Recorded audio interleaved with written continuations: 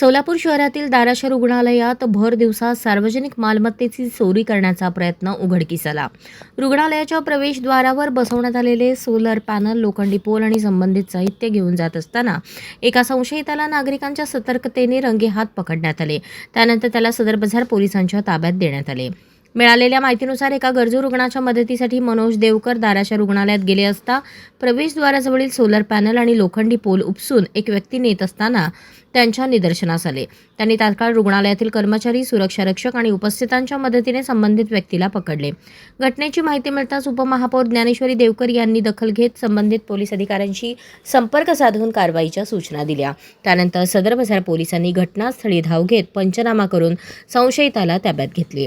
संबंधित व्यक्तीने यापूर्वी अशा प्रकारचे गुन्हे केले आहेत का याचा तपास पोलिसांकडून सुरू आहे.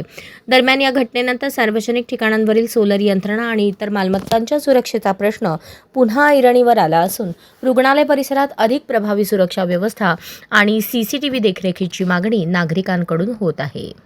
अशाच नवनवीन अपडेटसाठी जनता राज्य न्यूज चॅनलला सबस्क्राईब करा, लाईक करा आणि शेअर करायला विसरू नका.